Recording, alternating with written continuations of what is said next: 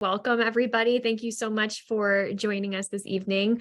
Welcome to our Autism Exploration Series. I'm Emily. I'm the Clinical Director of Field Services at Verbal Beginnings. And our wonderful host tonight that's alongside of me here is Grace. She will be presenting on navigating services for an early diagnosis of autism spectrum disorder. And you can move to the next slide, please. Thank you. So Verbal Beginnings' mission is to change lives for both our clients and our families and our professionals. We do that through our pledge of care, which is our promise to you, to provide effective treatment through compassionate care. And we also strive to achieve our mission through our core values. And one of our core values is education, which is teaching families such as yourselves valuable ways to work with your child. And that's why we've decided to start these series. Another seal that we have on the previous screen actually is of the Behavioral Health Center of Excellence. This seal represents the hard work and focus that we place to ensure that Verbal Beginnings is providing quality care through the highest standards. And we continue to receive this accreditation and strive to do better each time. I also wanted to take this opportunity to introduce you to the services that we offer here at Verbal Beginnings. And in addition to our in-home and center-based ABA services, we also offer diagnostic services, feeding therapy, and social skills programming. And additionally, we encourage you to participate with us today throughout the presentation through our polls. So there will be some questions that will launch as we move through this presentation. So please feel free to join us by including yourself within our polled questions. Please also feel free to use the Q&A feature found at the bottom of your screen. You'll see a little place there for you. And if you're just joining us, I mentioned a little bit earlier that your camera, your microphone will stay off during this webinar. So if you do have any questions throughout the presentation, please use the Q&A feature at the bottom of the screen. We also offer closed captioning during this recording, which you can access by navigating to the bottom of your Zoom screen and click the CC button on the bottom of your screen. Okay, without further ado, I'd like to introduce you to our presenter for the night, Grace Gomez. Hi, everyone. I hope you all are having a great day and have hopefully adjusted to the new time change. Before we get started, just wanted to share a little bit about me and my journey in the field of ABA. So my ABA story is just like many other, ABA professionals out there. I stumbled onto the ABA field back in 2005. And I really started my journey as an in-home ABA therapist for a company. And I did that shortly after graduating from UCLA, the University of California in Los Angeles. During my time there, I got my degree in psychology and child development, and I really continued to further my experience in the field of ABA. All along while doing that, I also completed my master's in professional or educational psychology, I should say. This was from the California State University in Long Beach. So as you guys could probably tell, I'm from the West Coast now, living on the East Coast. Thereafter, I really was super passionate about the field of ABA and being able to change lives for the better. So I pursued my certificate in behavior analysis, and I got my BCBA in 2010. And the rest is really history. I've had the wonderful opportunity of being able to positively impact the lives of clients that I've served between the ages of 18 months to 17 years of age in a variety of different settings in home, clinic, school, and also community. And I am very excited to say that I joined Verbal Beginnings in 2018 as the program coordinator, and now I'm the assistant clinical director for one of our centers in Colombia.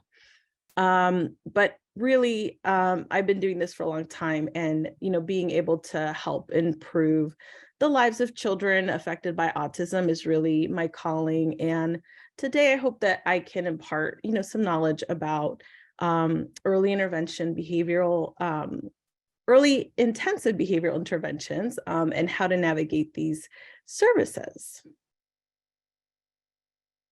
All right, so here's our agenda for today.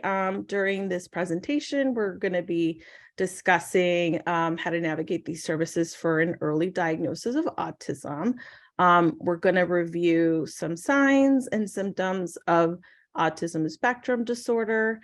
We'll also discuss in more detail what EIBI services are, as well as the types of goals and areas that we typically target with this intervention.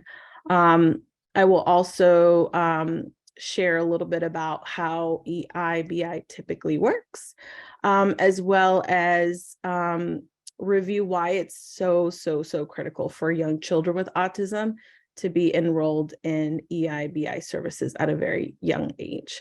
And last but not least, we will discuss what to look for in a quality EIBI program. All right. So before we get started, I'd love to start off with a poll. So take a moment to read the poll question. And we have the responses here. You can definitely respond on your computer or your electronic device. But the first question is, around what age did you start to consider that your child might have signs, or maybe they've demonstrated some signs of a developmental delay? Was it around 0 to 18 months, 18 to 24 months, 24 through 36 months? So take a moment to respond. We'll take a few seconds to let everyone finish the poll question, and then we will share the results.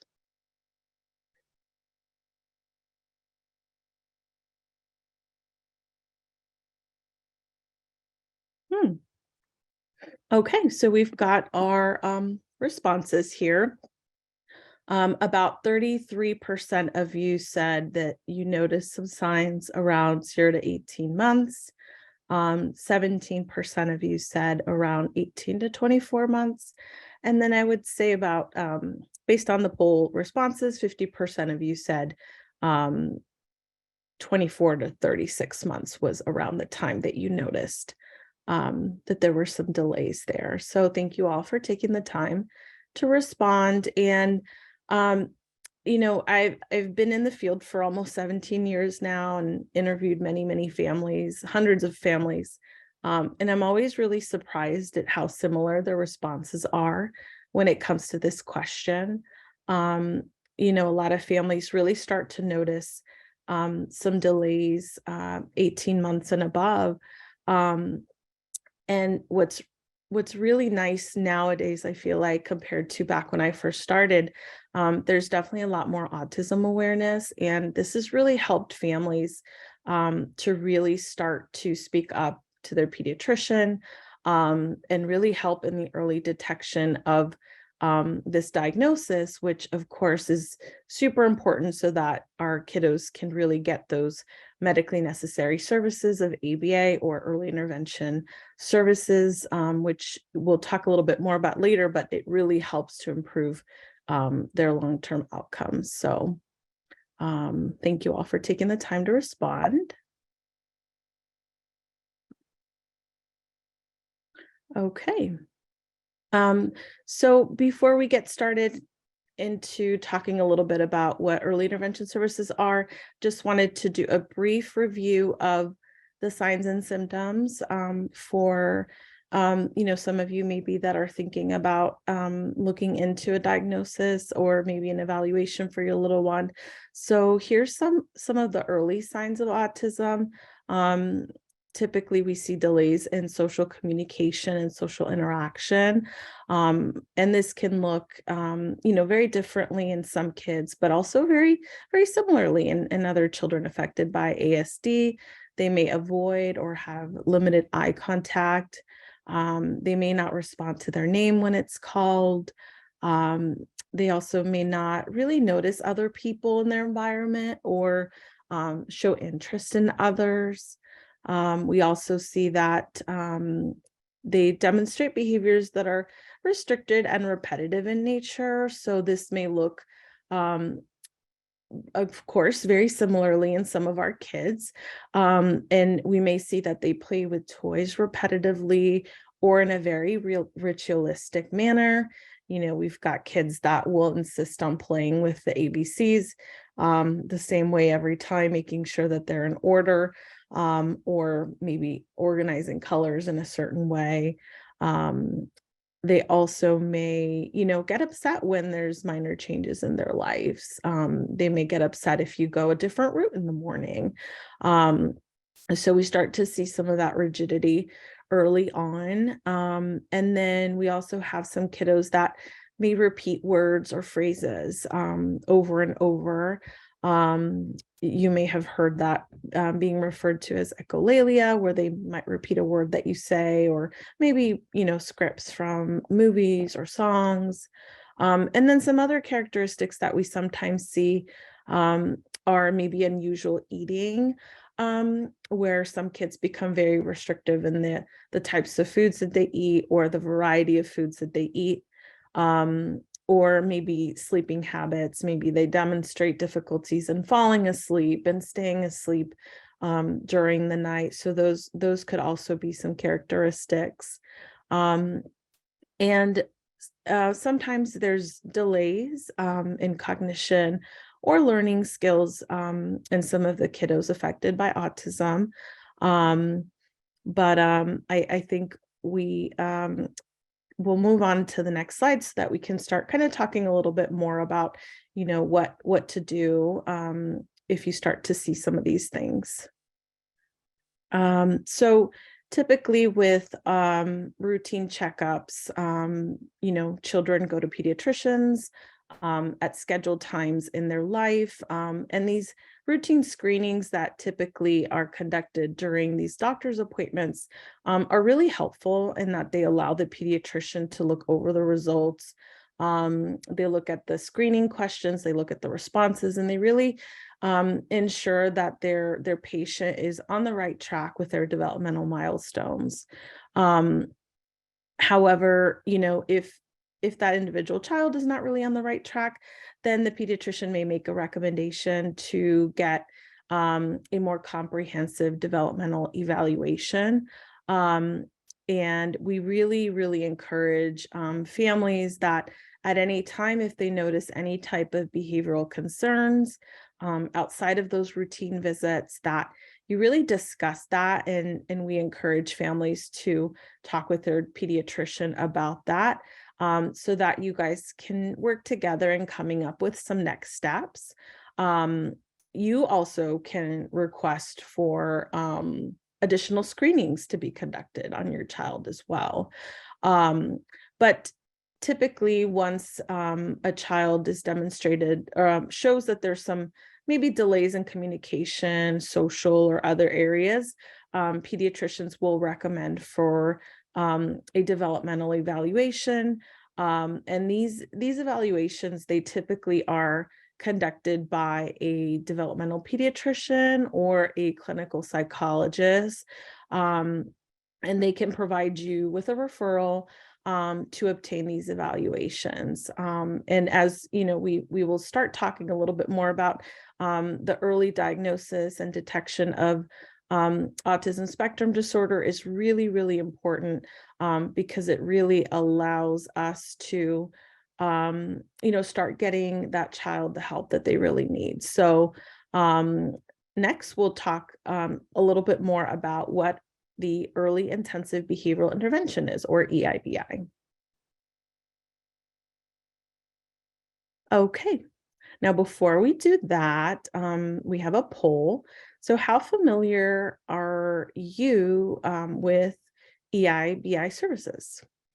Are you very familiar, somewhat familiar, or not familiar at all? So we'll give everyone a little bit of time to respond, and then we will go over the responses.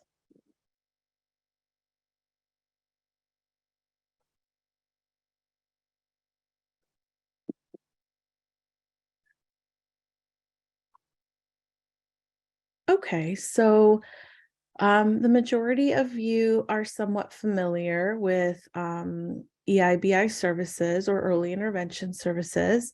78% of you are somewhat familiar, and 22% of you are not familiar at all. Great. Well, thank you guys for being here. I hope that I can provide you with more information to build your comfort level in understanding more about early intervention services.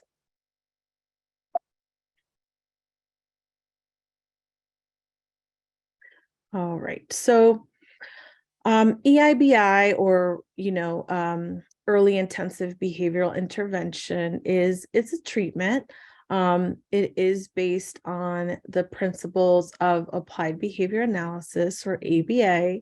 And ABA really is the science of learning and behavior. So what we typically do is we utilize these principles of learning to really help improve the behavior of individuals in a positive and socially significant way. Typically, early intensive behavioral intervention is the treatment that is recommended for babies or young children who are beginning to demonstrate developmental delays or potentially have a diagnosis that has been confirmed of autism spectrum disorder. And the big characteristic with early intervention or EIBI services is that the type of services recommended are considered intensive because of the number of hours that typically a child will need. Based on the research, it's recommended that children who are receiving EIBI services, they should typically receive anywhere between 25 hours a week to 40 hours a week. And really the recommendation for hours will vary based on the needs of the child. They're, based off of the recommendations of the psychologist or the pediatrician, depending on the severity level of the diagnosis. And also these hours are provided over the course of several years. So we see a lot more positive and long-term outcomes that really are favorable for young children with autism when they receive services for several years. So I know a common question that I typically get at the center, when I'm working with families is, well, how long is my child going to need the service? And, that question is really tough to answer because it really depends on a lot of factors. It depends on the severity level of their diagnosis. It depends on their current levels of skills in the areas of communication, social, etc. It depends on the number of hours they're going to receive, the number of days in a week they're going to be receiving this therapy, the level of participation of the family outside of center-based services. So there's really a lot of variables that play a huge part in the number of years that a child with autism is going to be receiving EIBI services for. So it's definitely, a journey. And here at Verbal Beginnings, we really work very closely with our families during this journey. And we make sure that they're feeling supported every step of the way. So next, we'll be talking about target areas and goals. So with early intervention services, the goal of EIBI is really to help young children with developmental disabilities reach typical milestones that other children their same age are already engaging in. And how we typically do that is we really start by identifying goals to address. And the way that we do that is by conducting our own assessment. So Here at Verbal Beginnings, we conduct initial assessments to really determine the right course of treatment for a child diagnosed with autism. And we really do this to determine their current level of performance across different developmental skills. And once we've completed the assessment, we use the results of those assessments. We also work really closely with the families to target their priority areas, to really be able to impact their quality of life in a positive way. So we work closely with the parents. And we also use the results of that initial diagnostic evaluation. So really, we use all of this information to really be able to come up with appropriate goals that are going to benefit the child and really help improve their quality of life and that family's quality of life. So, and a lot of these areas too are really selected very carefully to ensure that we're addressing those core deficits associated with the diagnosis of autism. So, we really ensure that we are teaching these kids, these families that come to us with their children, we really focus on teaching them to attend to naturally occurring opportunities in their environment. So those opportunities may be communication opportunities. There's a lot of things that typical children learn in a day, and they're really learning every single second of the day. They're learning, how to communicate, how to request things, how to label things. So we really teach our kiddos to attend to those communication opportunities so that they can learn how to communicate effectively with their family, with their peers. We also teach them to attend to naturally occurring social opportunities. So there's a lot of opportunities that children benefit from, and they really learn through, observation and imitation skills. So we really work with our families, our clients, to help embed those social opportunities within their days at the center. Also play opportunities. There's a lot of learning that happens just very naturally during play. And for our kids, it's definitely an area that they struggle with. So we really try to teach them how to learn during those play opportunities with other peers, so that they can learn language and they can learn just a variety of other skills within those play opportunities. So as a result of, working on these areas, through EIBI, we can really start to help increase the following developmental areas. We can help increase their communication skills, their play skills, their social interactions, that social reciprocity that's so challenging for our kids, where that back and forth is sometimes not there for our kiddos. We really help through EIBI, help to support those areas. One other really important area that EIBI helps support are helping to provide increases in not just learning opportunities, but also their rate of learning. So that is really, really critical.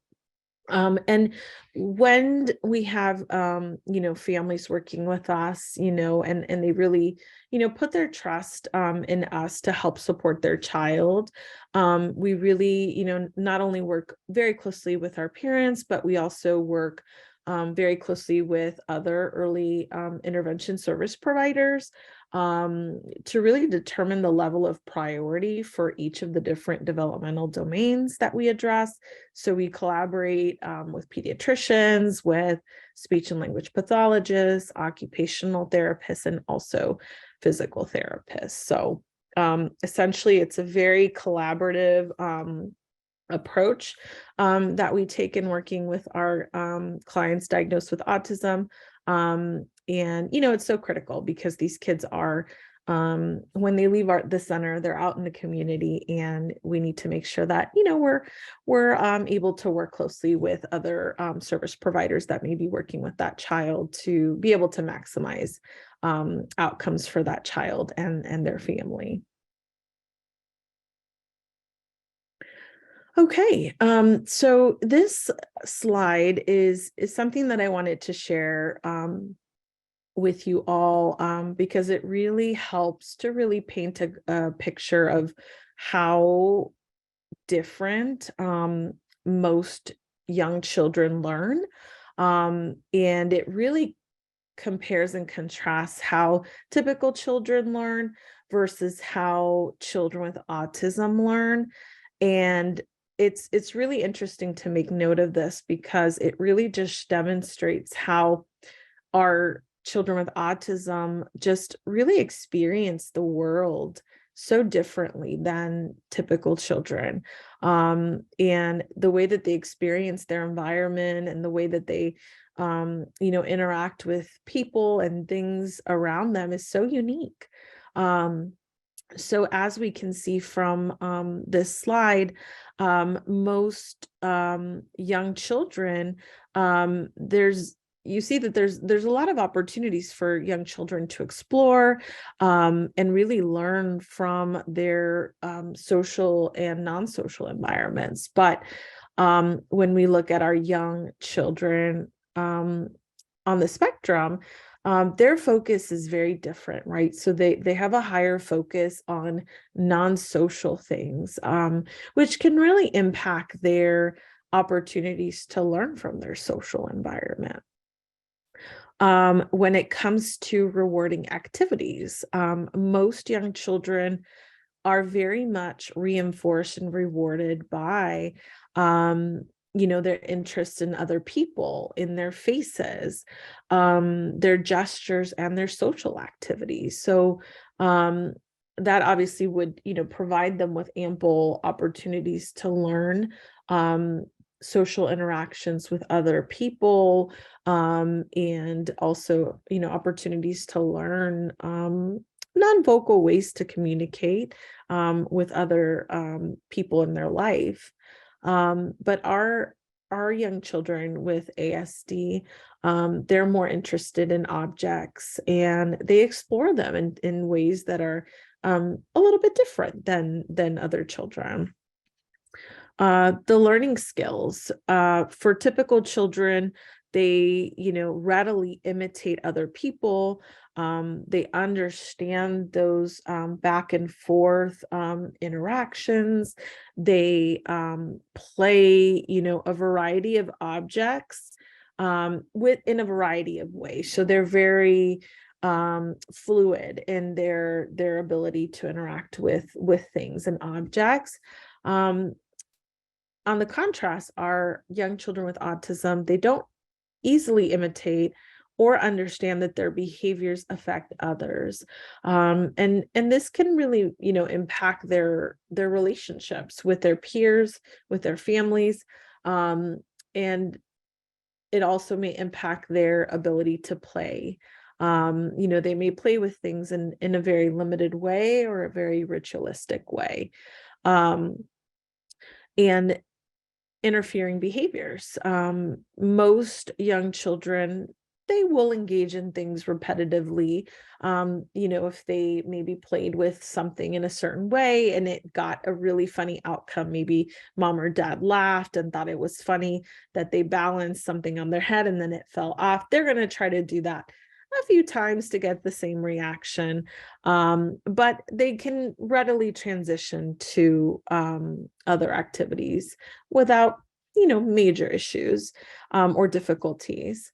And on the other hand, our young children with autism, they engage in repetitive play, and that is what they find rewarding sometimes. And they may become a little bit uncomfortable when other people redirect them to engage in those activities in a different or novel way. So, knowing these differences really helps us as clinicians, and it really helps us to understand and find ways to really capture learning opportunities for our kiddos on the spectrum. All right, so as we've mentioned, there's, different areas where our kids are impacted as a result of their diagnosis, and EIBI really seeks to help remediate those areas. Um, in your situation, if you're asked to prioritize 3 skills, what 3 areas would you prioritize? Social communication and learning skills, social play and self-help skills, or communication, self-help, and reducing challenging behavior. Hey, Grace, I have a couple of questions that came through. So I figure while everybody's filling out the poll question, maybe you can address them. Sure, yes. Okay, perfect. One question came through. If you could provide any clarity around what the different levels, so levels 1, 2, and 3 of autism mean. Oh, that's a really good question. So typically in the reports that I've seen from clinical psychologists, they determine levels of severity based on the types of behaviors that maybe the child demonstrated during the assessment. So where, someone classified as level 1 might have more mild symptoms of autism. And, in comparison to that, maybe a child diagnosed with level 3 might have some more severe symptoms of autism, where they may be more impacted in their ability to communicate. Maybe they demonstrate a lot more repetitive behaviors. I definitely would encourage my families, specifically at Verbal Beginnings, to really reach out to the diagnostician or the psychologist or developmental pediatrician that did the assessment, to really kind of explain how that impacts your child, and how that diagnosis can be used to create a treatment plan that is comprehensive for the child and is going to help remediate those areas of deficits. So I hope that kind of sheds a little bit of light. I'm not a clinical psychologist, so I'm not as considered an expert in that particular piece, but that's typically how we when we read through reports, we interpret that type of information. And sometimes psychologists or pediatricians aren't providing levels for certain kiddos because maybe they're a little bit younger and they're waiting to see what symptoms will arise, what symptoms will sort of resolve. And by symptoms, I mean behaviors, whether it's challenging behaviors or communicative behaviors or social behaviors. So they may wait until the child's a little bit older to kind of see how they develop and if they start to gain some of those skills independently. Thank you, Grace. Well, I'll share the results now, and then we can hold some of the questions towards Q&A. Thank you. Sounds good. Thanks. Okay, so 30% of you responded that you would prioritize social communication and learning. And 70% of you said communication, self-help, and reducing challenging behaviors. Okay, this is great for us to know. I would say these responses are very consistent with what some of our families at Verbal Beginnings request and really prioritize for their family. So thank you all for sharing that. Okay. All right, so let's talk a little bit about how EIBI works. So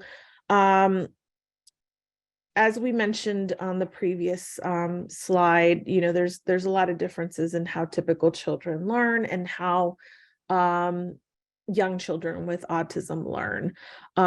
So we here at Verbal Beginnings, we really understand these learning differences. And what we really try to do is we really try to bridge the gap between young children and the natural environment to really help create an environment where they can learn. And we really do this by breaking down a skill. We can look at a skill and, you have this huge skill of maybe engaging in a conversation, or maybe looking at something really cool. Maybe there's a cool plane flying and the child learns the point, has to look back at the parent, and then looks back at the plane and says, wow, look at that.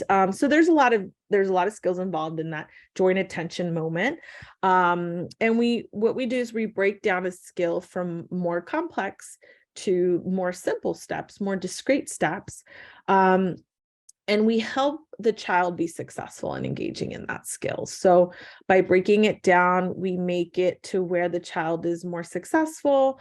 We use reinforcement, positive reinforcement, to really help that child engage in that skill a lot more often in the future. And, one thing that's really, really critical is that is to understand that because typical kids have all of these learning opportunities during the day, and they're contacting what we call reinforcement from their environment on a daily basis, we essentially want to recreate that for our children with autism. So we really try to capture the attention of our young children with autism and really help support them, or what we call scaffolding or prompting, so that they can learn from their environment. And by, breaking things down, using reinforcement, and making sure that they have a lot of opportunities for learning, then we can create an environment where our children are successful learning those skills. And it's really important that they learn these skills as soon as possible, so that they can, we can close that gap between where they are and where their typical peers are. Once they become more successful in learning from that environment, they're going to come into contact with good things that are reinforcing, and they will be more able to engage in those behaviors more often, more successfully. And, the goal here at Verbal Beginnings is we want our kids to be able to learn socially significant, socially appropriate behaviors from their environment, from their day-to-day interactions with their parents, their siblings. So we really try to kind of take a skill, break it down, teach the child to success, reinforce, and then of course we work with our families really closely so that they're also confident in putting those skills into action and helping to support their child outside of their time in the center. All right, so here is a really important slide. Why is early intervention important? So there's a lot of research that has looked at early intervention, EIBI, and what they've found is that children who receive EIBI services, they show substantial increases in language relative to those children without those types of services. They found that they also made more gains in communication skills compared to those children that did not receive early intervention services. Also, one other really important piece of information is that researchers have found that the younger a child is when they start EIBI services, the better their language skills will continue to maintain and evolve as they get older. Also, intervention at a young age has been linked to better educational success, which is incredible, because then that means our kids will be better equipped at learning in a public school setting. And one big takeaway from the research is that they have found that the less severe the child's autism symptoms were, the larger the improvements in language were throughout the course of therapy. So it suggests that EIBI programs may be more effective in some autism subgroups more than others. And they also may be tied to more rapid improvements in language early on in the course of intervention. So this is really valuable because it really demonstrates that EIBI services are essential to our children diagnosed with autism. In fact, there was a study conducted by the New England Center for Children that reported that 90% of toddlers entering EIBI programs before their second birthday. Oh, I apologize. My daughter is in the camera. Hopefully she goes and does a little bit of learning and play on her own. But the New England Center for Children reported that 90% of toddlers that entered EIBI programs before their second birthday really showed significant gains.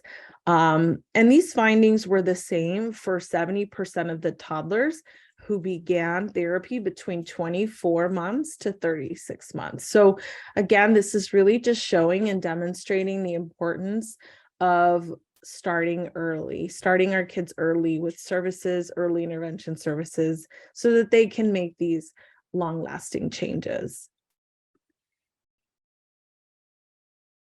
There was also another study that was published in 2013 by Clintwall et al. And it showed that our children that were in EIBI programs, they demonstrated higher success in reaching the typical levels of development when it comes to learning rate and intelligence, as well as adaptive behavior. Whereas those that were in the other group, they weren't able to make such significant gains. And if you look at this graph here, I don't know if you guys can see my cursor, but the very top line are the kids that are in the EIBI group, and then the green part essentially shows the typical areas where typical children were performing in. But you see that the kids that are in the EIBI program, they actually were able to catch up to their typical peers, which is unbelievable. And this is why early intervention is so very, very critical. All right, so now that you know a little bit about why it's important, how EIBI works, it's also important to know what to look for in a quality EIBI program. So when you're looking for a program that does early intervention, early intensive behavioral intervention, it should really be a program that's individualized for your child. This program should also be designed and supervised very closely by a board certified behavior analyst or a BCBA. The curriculum should address the behaviors that are impacted by the diagnosis of autism, and also it should help to improve these behaviors.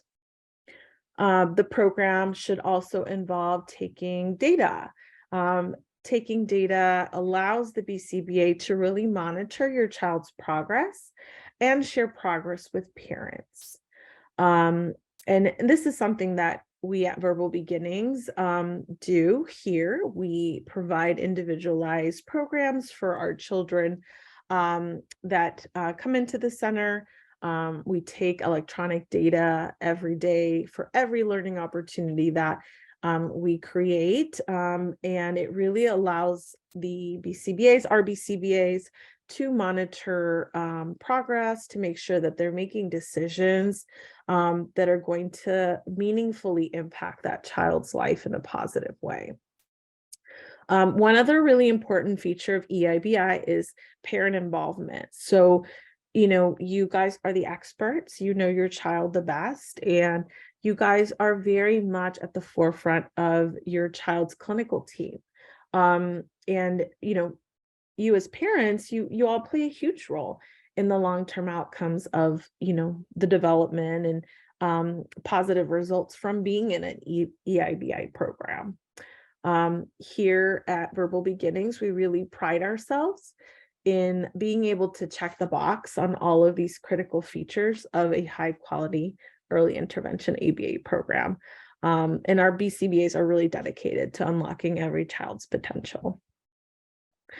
Okay, so you know a little bit about what to look for now in a program.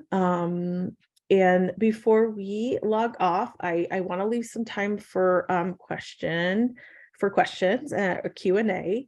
And before I log off and also take some questions, I wanted to make sure that I shared some resources for you guys. So this first book here is called The Activity Kit for Babies and Toddlers at Risk. It's a wonderful book that you can use while you're waiting for an evaluation or for EIBI services. It really does an amazing job of giving parents the tools that they need to really feel comfortable in building learning opportunities and everyday tasks where they can help build their child's social and communication skills. And it can be used with babies or toddlers, basically young children.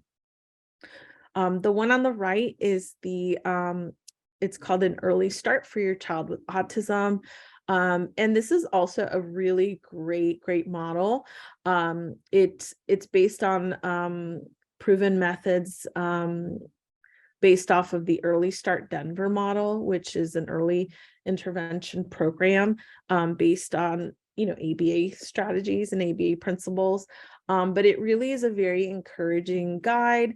It provides really doable, practical strategies that you can use every day.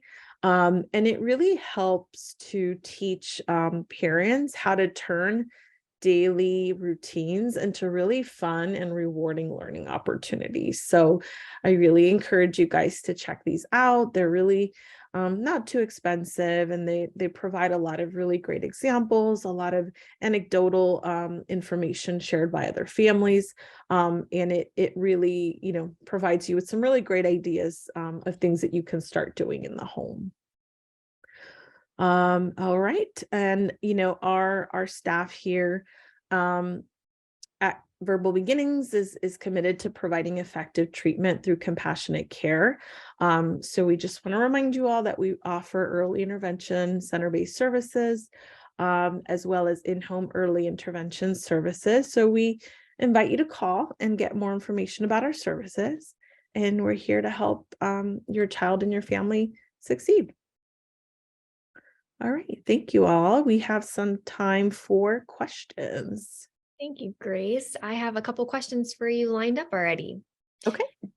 All right. So one of the questions that was asked was what type of ABA therapy is used at Verbal Beginnings? And they gave the example of Early Start Denver model.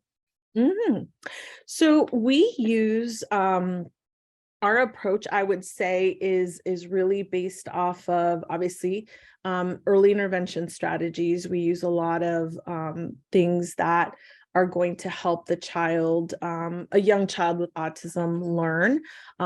They're all based on ABA principles, but we take a verbal behavior approach. And we also use a lot of naturalistic teaching within our ABA sessions to ensure that not only are we making learning fun, but we're also ensuring that what we are doing is developmentally appropriate, and it's going to be meaningful for that child and their family. Hopefully that answers the question there. Thank you. The next question here is, can EIBI be incorporated into an IEP? Ooh, so school districts typically provide early intervention services. I know in Maryland, it's the infants and toddlers program.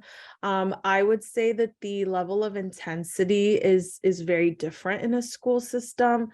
The hours are much more limited. And the training looks really different too. Our therapists at Verbal Beginnings are registered behavior technicians that receive an intensive level of training when they start with us, and then also ongoing. And we also take a lot of data. So it's a little bit more challenging, I would say, for school to be able to provide the intensity and individualized support that we provide in an ABA agency. But of course, early intervention services are really services for children under 3. So a school may provide speech, they may provide occupational therapy, they may provide an environment in the school where they're going to work on skills that are going to allow the child to access the school. So it just may look a little bit different, and the level of intensity is going to be very different as well. So I would definitely encourage you to talk with your school psychologist, just to get a little bit more detailed information about what types of early intervention services are done through the school. But I don't believe that schools in Maryland offer ABA within the schools. Correct me if I'm wrong, Emily, and you might know a little bit more than. Yeah, no, you're absolutely correct. And I think something new to keep in mind as well is that EIBI is a medically necessary type of treatment and is delivered within a medical setting, such as a center like Verbal Beginning centers, because of that intensity that Grace spoke to. Right. Yeah, that's a really great question, though. Yes, very good question. The next question I have here is, if a child is told by their clinician or written into a report that they're, in quotations, high functioning, is it safe to assume that that's within level 1, or how can you interpret that? Yeah, in the past, they use different terminology. The DSM was a little bit different in the way that they classified autism, where they used to say high functioning or Asperger's. That was very similar to level 1, I would say, but I would honestly recommend for you to reach out to the diagnostician or whomever provided the diagnosis of autism, just to get a little bit more clarity in that. I don't want to misspeak. The DSM-5 now has evolved in the type of the language that they use. So I would get a little bit more clarity from a diagnostician on that one. Grace. The next question here is, what would a typical day at Verbal Beginnings look like, and is full or half day options available? Good question. So I'll start with the second part of that question. So we have both full-time and part-time options at the center. We typically the recommendation of hours will really be based on the initial assessment. So we're going to typically recommend what's medically necessary for your individual child. But we do have those 2 different options. And a typical day in the center, we really like to break out the day so that it sort of emulates and prepares our children for eventually being in a school. So we do morning routines, we do group opportunities where they read a book, they sing songs, they do some movement. They may go back to their class and do, some learning opportunities through, a play activity. Maybe they're learning the names of animals and animal sounds, and they may play on the carpet and play with some farm animals as they learn how to label these things, how to identify these things. Then they may have snack, and then they might go back to maybe doing some imitation through songs, maybe in an indoor playroom. They might play some songs, and they might do some activities there where they're imitating each other, learning some play skills within the playroom. They might go back to class, have a little bit of lunch. So the day is really broken up into smaller chunks. And we really try to embed learning opportunities during their day, during specific learning activities. But I would say that we make those segments kind of short and sweet and fun, so that children can be successful, and we can make sure that we capitalize on the time that they're there. It is, for our kids that are here at the center full time, that could be 7 hours a day. Our kids that are half time, that could be 3 hours a day. So we really want to make sure that their day has variety, it's fun, it's meaningful. And we really work with the families as well. Typically when we start a child at the center, we will share kind of a what to expect, from the program, as well as kind of a sample ABA schedule. So really the schedule itself is also individualized per child as well. So I would say not all of their children's schedules are the same, but it really will be kind of based on what that child needs to learn on a day-to-day basis. But there's some little schedule things that are, similar across the centers. Great. And something along the same vein is, what are the half-day options, if you're able to speak to that? Sure. Our half-day options are typically Monday through Friday. They're depending on availability. I will say, I don't know what's exactly available versus not available. Our half time is 8 to 11 in the morning, or 12 to 3. We also have a 9 to 12 and a 1 to 4 time slot, and that would be Monday through Friday. So our halftime options are kind of around 15 hours a week. And then our full-time hours are 35 hours a week, where they're there from either 9 to 4 or 8 to 3. Thank you. And I know it's 5:59, so we have 2 more questions here. Hopefully they can be answered pretty quickly. But is there an age when ABA therapy is no longer needed, was one of the questions here. I think that question's a little bit tough to answer, because we learn every day. We learn when we're little, we learn as adults. And ABA is just that. It's a way to teach and learn new skills. So I think based on the learner is really where the answer will lie. Once they're learning from their environment, like all of us are, they may not need ABA anymore. But again, that's a very tricky question to answer. So I'm sorry, I can't answer that a little bit better. Is a little tough to answer. Yes. And then a question, and I can help respond to this one too, Grace, if you need support. But what kind of services do you provide if you come to the home? Oh, yes. That is all you, Emily. All right. Sounds good. So, Gracie had the opportunity to bring up that early intervention type services can be delivered within the home. So very similar to what Grace talked about in terms of goal areas, target areas, skill areas, all of that remains the same within in-home programming. It's just delivered in a different setting, but same type of staff would be working alongside of you. And we would also be doing an initial assessment to identify skill areas needed to work on, and that would all be outlined within a treatment plan. And if beyond early intervention, if you're thinking beyond that age range, we also continue to provide services as they get older as well. And we tailor our supports as they get older and their needs change. Mm-hmm. And that is all the questions I think We have. Grace, before we end, do you mind just flipping to the last slide just so I can let everybody know about, I'm sorry, the Oh, the last next slide. one. Yes, Oh, thank you.